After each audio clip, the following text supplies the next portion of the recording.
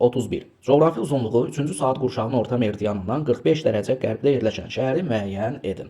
3-cü saat qurşağının orta meridianını müəyyənləşdirmək üçün 3-ü 15-ə vururuq, bərabərdir. 45 dərəcə şərq uzunluğu edir. 45-ci şərq uzunluğundan 45 dərəcə qərbə getsək, yəni sola doğru getsək, əlbəttə 0-cı coğrafi uzunluğa çatmış olarıq. Yəni Greenwich meridianına. Greenwich meridianının keçdiyi şəhər əlbəttə London şəhəridir. 32. Relyef aidlərinə uyğun gələn xüsusiyyətləri müəyyən edin. Orinoco, La Plata, Orta Sibir və Anadolu. Cənub və qərb yarımkürəsində yerləşən La Plata ovalıqıdır. Bir uyğundur ikinciyə. Subekvatoral iqlimdə verilənlərdən Orinoco uyğun gəlir. Mülayim iqlim qurşağının kontinental tipi deyirsə Orta Sibirdir.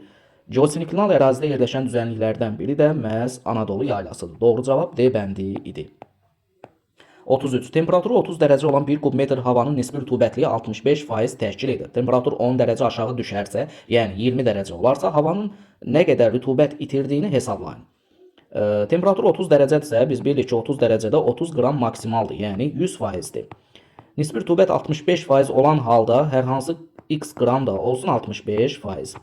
Buradan da x bərabərdir 19,5 qram eləyər. Deməli, nisbi rütubət 65%dirsə, əldə olan mütləq rütubət 19,5-dir. Temperatur 10 dərəcə aşağı düşsün. Yəni 20 dərəcə olsun. 20 dərəcə də maksimal nə qədərdir? 17 qramdır. 17-dən çox ola bilməzdi. Amma bizim əlimizdə olan rütubət 19,5-dir. Deməli, nə qədər ayrılmalıdır? 2,5 qram. C bəndi. Uyğunluq pozulmuşdur. Adaların görüntüsündən biz təyin etməliyik ki, birinci vulkanik adadır 100%. Şəkildə yaxşı görünür. İkinci də səhv eləmirəmsə mərcan mənşəli adaya aid olan şəkildir. Nəysə, uyğunluq pozulan verilənlərdən, məsələn, birinci şəkildə vulkanikdir. 5 verib İslandiya adası, bəli, vulkanikdir. 3 verib Havay adası vulkanikdir. Amma 4 Newfoundland adası vulkanik ada deyil. Yəni pozulanlardan, uyğunluq pozulanlardan biri 4-dür. Biri 4-dür. Bunu da əgər mərcan mənşəli ada qəbul etsək, bir uyğun gəlir. Maldiv adaları təxminən Hindistanın cənubunda uyğun gəlir.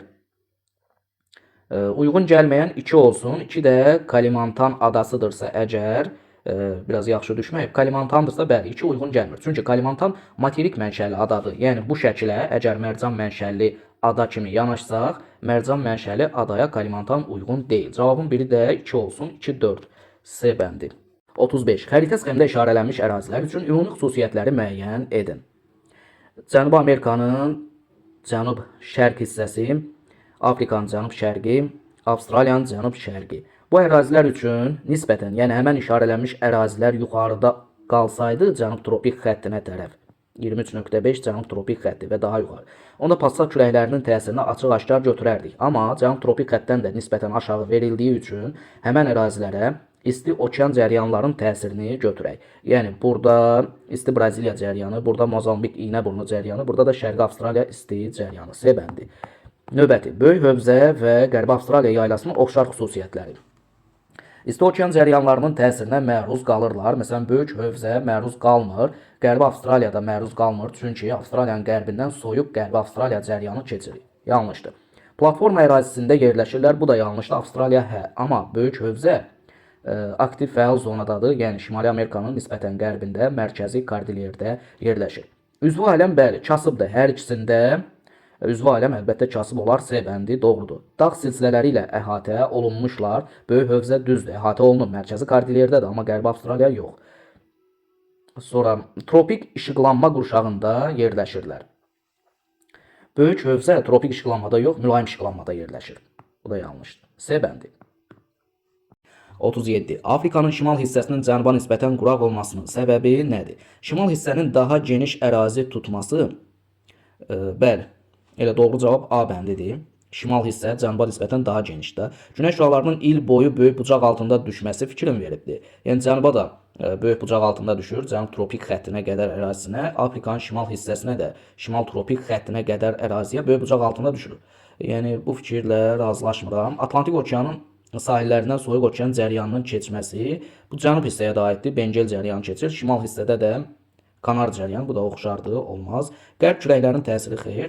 Enən hava axınlarının üstünlük təşkil etməsi şimalda da tropik iqlim var, cənubunda da var. Enən hava hər ikisində var. Amma Afrikanın şimal hissəsinə fikir versəniz daha genişdir, daha enlidir. A bəndi. Əlamətlərin aid olduğu okean cəryanını müəyyən edin. Sakit Okeanda yerləşir. Asiya qitəsinin iqliminə təsir göstərir. Yağıntıların miqdarını artırır. Təbii ki, isti cəryan lazım Asiya sahillərində, Şərqi Asiyada Krosyo cəryanı olar. Doğru cavab C bəndi olar. Muson cəryanı Sakit Okeanda yox, Hind Okeanda yerləşir. Ona görə A yanlışdır. Qolf Stream Atlantik Okeandır, Kanar Atlantik Okeandır. Alyaska Sakit Okeanda yerləşir, amma Asiya sahili yox, Amerika sahilləridir. Davam edək. Kars relyef formaları hansı yarımadada daha geniş yayılmışdır? Qeyd elədik ki, Kars relyef formaları Avropada Balkan yarımadasında. E bəndi doğru cavab. 40-cı sual. Ərazidə mümkün buxarlanmanın kəmiyyəti 1800-dür. Rütubətlənmə əmsalı 1.5 olarsa, yağıntının miqdarını hesablamalıyıq. Rütubətlənmə əmsalı bilirik ki, düşən yağıntının mümkün buxarlanmaya olan nisbətinə bərabərdir. Rütubətlənmə əmsalı verilib də 1.5 bərabərdir. Yağıntı yoxdur. Mümkün buxarlanma da 1800-dür. Buradan yağıntını müəyyən etmək üçün 1800-ü 15-ə vurmalıyıq. Başqa sözlə 180-i vururuq 15-ə. 180 vurulmuş 15. O da bərabərdir. 1800 vuraq 15. O da bərabərdir. 2700 eləyər. Doğru cavab B bəndi idi. 41. Xəritə sxemdə iştirilənmiş ərazilərdə yayılan iqlim tipini müəyyən edin. Bu ərazi fikir versək, Qanı-Qəhrçaydır. Qanı-Qəhrçayda qışı quraq keçən mülayim isti iqlimli, eləcə də Böyük Qafqazın cənub yamacları göstərilib. Şimal-şərq hissəsi, bu hissə Qusar mailini düşünsə, yağıntılar bərabər mülayim isti iqlimli. Yetər ki, həmən ərazidə mülayim isti iqlim tipi olar. B bəndi. 42. Aralıq dəniz və Qırmızı dəniz. Boğaz vasitəsilə Dünya okeanına birləşir. Bəli, hər ikisi Qırmızı dəniz Babil-Məndəb boğaz vasitəsilə, Aralıq dənizdə Cəbbəl-Tariq vasitəsilə ortaqdır. Subtropik iqlim qurşağında yerləşir. 2 uyğundur Aralıq dənizə. Şimal tropik xətti keçir Qırmızı dənizdən 3 uyğundur. İkinciyə, geosinklinal ərazidə yerləşir hər ikisi. 3 qitənin sahillərini yuyur. Qırmızı dəniz Afrika ilə Asiyanın. Aralıq dənizi isə 3 qitənin Avropa, Asiya, Afrika. Onda 3 qitə söhbəti Aralıq dənizə aiddir. Mərcan mənşəli adalara rast gəlinir. 6 uyğundur. Qırmızı dəniz isti yerdədir. Mərcan mənşəli ada orada olar. 2-yə uyğundur. Doğru cavab 1-ə 2, 5, 2-yə 3, 6. 2-yə 3, 6. Yəqin ki, B bəndidir. 1-ə 2, 5, 2-yə 3, 6, 3-ə də 1 və 4 olmalı idi. B bəndi idi. Növbəti sualla davam eləyək. Amazon və La Plata düzənlikləri üçün ümumi xüsusiyyətləri müəyyən etməliyik. Denudasiya prosesləri üstünlük təşkil edir. Hər ikisi ovalıqda akkumlyasiya olar. Relyefdə 4-cü dövr buzlaşmasının izləri müşahidə edilir. İsti yerdədir. Bu ərazilərdə buzlaşma olmayıb. Buzlaşma şimal materiklərinin şimal hissələrində, məsələn, Alman Polşa ovalında, Şərqi Avropa düzənliyinin şimalında, Kanada ərazisində olar. Formalaşmasında çayların rolu böyükdür. Bəli, Amazondan Amazon çayı keçir, La Platadan Parana çayı keçir. Bu doğru fikirdir. Çay çöküntüləri, allüvial çöküntülər. Hamar relyefə malik olan allüvial düzənliklərdir. 4 də düzdür. Platformanın qalxanı yaylalara uyğundur. Bunlar ovalıqdır. Seismik cəhətdən bəli sabitdir. Yəni platformadılar. 3, 4, 6. Doğru cavab burada da C bəndi idi. Növbəti sualla davam eləyək. Qaradəniz sahillərində yerləşən dağlar, əlbəttə Krım dağları Qaradənizin nisbətən şimal hissəsində Krım dağı olar. Kopet dağ İran-Türkmənistan sərhəddindədir. Olmaz. Zagros dağı İran-İraq sərhəddidə olmaz. Bəli, Qafqaz dağı Qaradəniz sahilindən Taman yarımadasından başlayıb gəlir bizə. Cavabın biri də 1-dir. Deməli 1, 6, eləcə də 4. Pont Tağır. Türkiyənin şimalı Qaradəniz sahilində, şimalında da Pont dağı var. Bəli, 4 də düzdür. 1, 4, 6 E bəndi.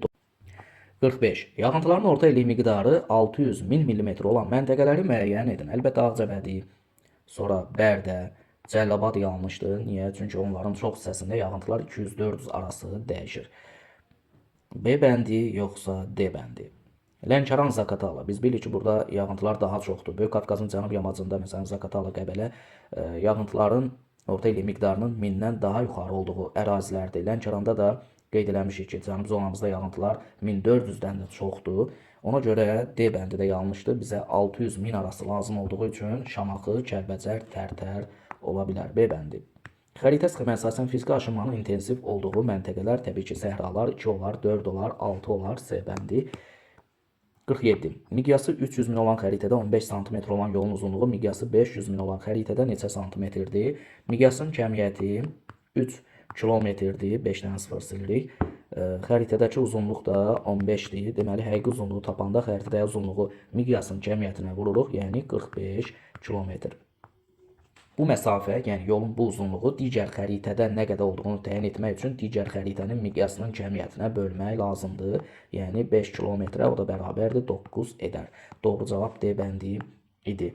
48 ilə davam eləyək. Yay gündönümü günü gündüzün uzunluğu daha çox olan məntəqə. Yay gündönümündə günəş şimal tropik xəttində zenitdə olur. Yəni cənubdakılarda gecə uzunluğu 8, 4, 5 bunlar yanlışdır. Gündüzün uzunluğu da şimalda daha çox olacaq. Əlbəttə şimaldakılar arasında da seçim edəndə daha şimaldakı məntəqələri götürürük. 1 və 6-nı. B bəndi doğru cavab idi. Xəritə üzərində hansı məlumatı vizual təhlil etməklə əldə etmək olar. Yəni baxmaqla əldə etmək olar. Məntəqələr arasında məsafə ölçməkdir. Nisbi hündürlük fərqi, bu da əlbəttə ölçməyə əsaslanır, hesablamağa əsaslanır, çayın uzunluğu olsun. Məntəqələr arasında yerli vaxt fərqi, bu da hesablamağa əsaslanır. Yəni onlar kartometrik təhlildir. Ərazinin iqlim xüsusiyyətləri, bəli, C bəndi.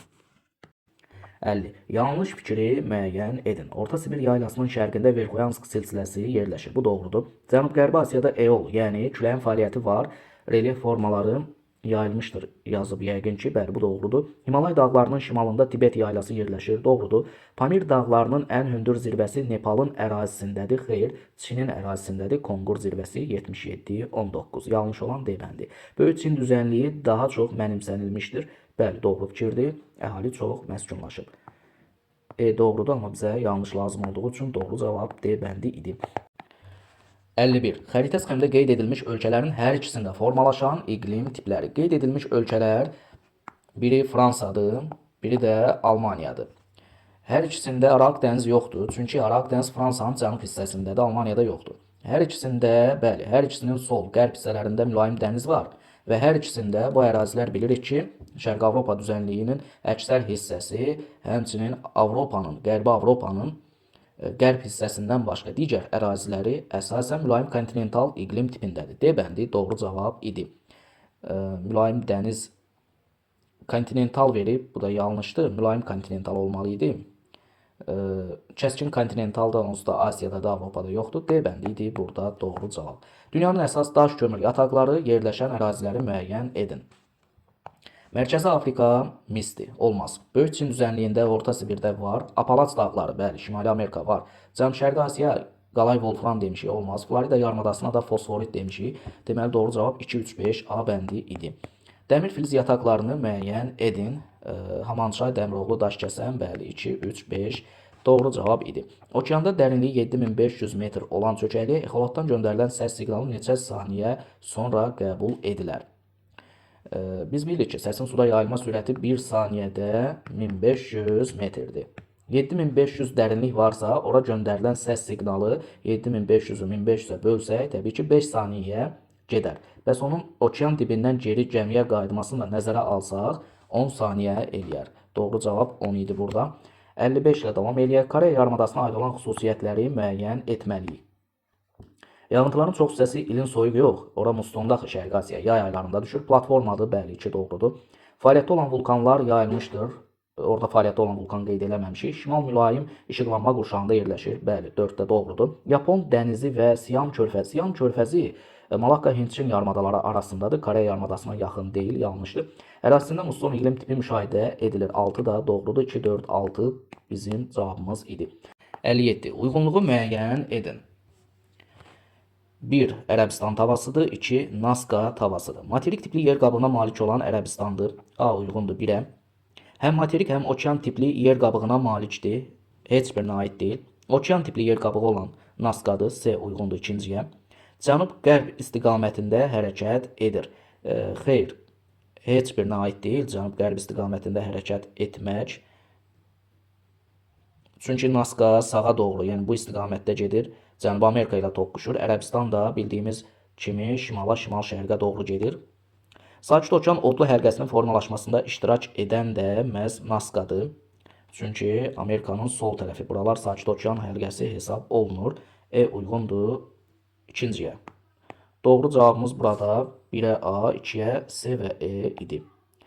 Davam eləyək situasiya sualları ilə. Bakı-Abşeron yarımadasında Palçıq vulkanlar qrupu Dövlət Təbiət Qoruğuna daxil olan Otman Bozdağ Palçıq vulkanı Azərbaycanın ən iri və ən fəal palçıq vulkanlarından biridir. Vulkan sonuncu dəfə 11 oktyabr 2025-də püskürüb. Püskürmə güclü alovla müşahidə olunur. Vulkan hündürlüyü 400 metrə çatan konus şəklindədir və onun üzərində diametri 300 metr olan vulkan krateri yerləşir. Vulkanın dik yamacları dərin yarğanlarla parçalanmışdır.